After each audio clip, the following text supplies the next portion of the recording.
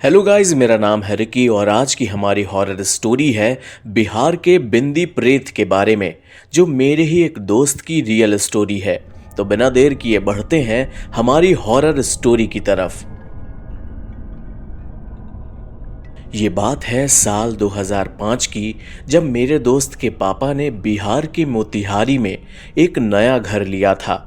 मेरे दोस्त का नाम पीयूष है और उसकी फैमिली में उसका एक छोटा भाई और मम्मी पापा हैं। अच्छा, जो पीयूष की मम्मी हैं वो बहुत ज़्यादा पूजा पाठ करती हैं और आज के टाइम पर उनको सिद्धि प्राप्त है। मतलब आज उनके सामने कोई बैठा हो तो वो उस इंसान को सिर्फ देखकर बता देंगी कि उस इंसान के साथ कोई ऊपरी चक्कर है कि नहीं। लेकिन 2005 में उनके पास इतनी पावर नहीं थी कि वो किसी को देखकर ही सब बता दें। अब वापस हम अपनी कहानी पर आते हैं। तो जब उन्होंने घर लिया तो उनके जो पड़ोसी थे उनके घर धीरे धीरे आना जाना बढ़ने लगा। जैसे कि नॉर्मल फैमिली में होता है, लोग आपस में जान पहचान बढ़ाते हैं। तो जो पीयूष के पड़ोसी थे वो काफ़ी वेल सेटल्ड थे। दोनों हस्बैंड वाइफ प्राइमरी स्कूल में हेडमास्टर थे और उनकी 2 लड़कियां थीं। तो जो लेडी थी उनके साथ क्या होता था कि जब वो बिंदी लगाती थीं, जो हम हिंदुओं में लेडीज़ अपने माथे पर लगाती हैं, तो उनको ऐसा मन होने लगता था कि वो बिंदी निकाल दें। और अगर वो फिर भी बिंदी ना निकालती तो जहाँ वो बिंदी लगी थी वहाँ बहुत खुजली होने लगती थी और वो खुद बिंदी निकाल देती थीं। क्योंकि हमारे हिंदुओं में बिंदी काफ़ी इम्पॉर्टेंट सुहाग की एक चीज़ मानी जाती है, तो लोग उनको बोलते भी थे कि तुम बिंदी क्यों नहीं लगाती हो, तुम्हें लगानी चाहिए।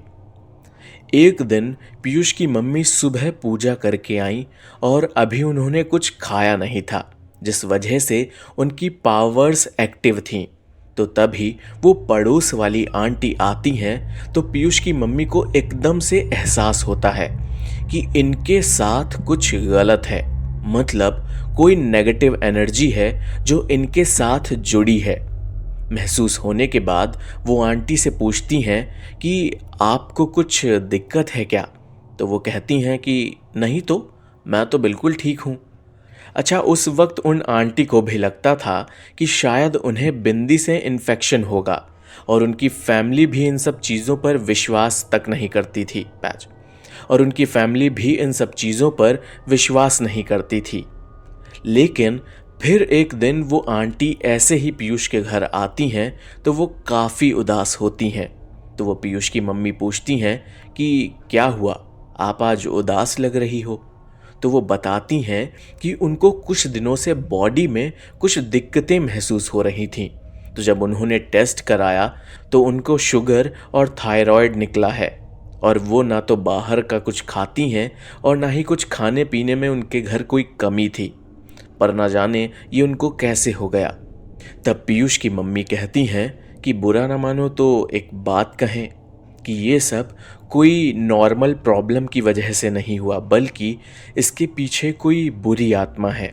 और आप मेरी बात मानिए तो कल सुबह आप नहाकर बिना कुछ खाए अपने घर से 7 लौंग लेकर आ जाइएगा।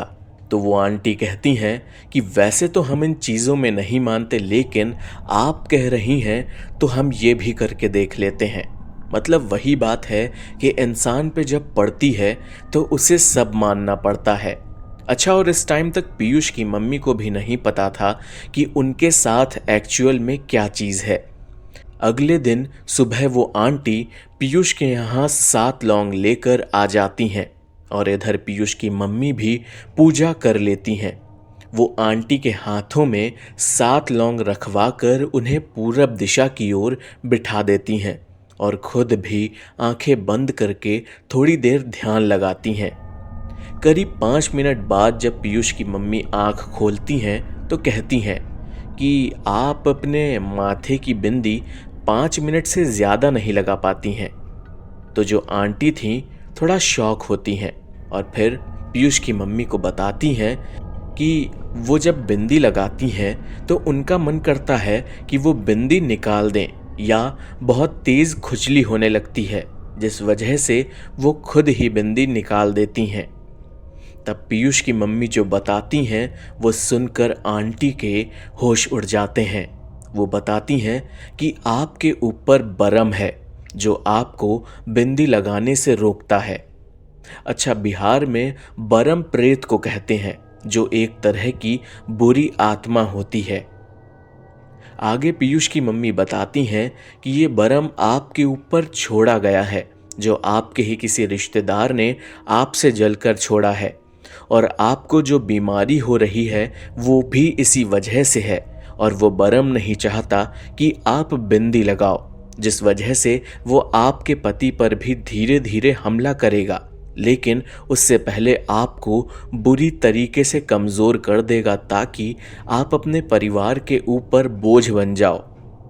ये सारी बातें सुनकर वो आंटी काफ़ी परेशान हो जाती हैं और कहने लगती हैं कि कोई तो उपाय होगा जिससे उस बरम को हटाया जा सके।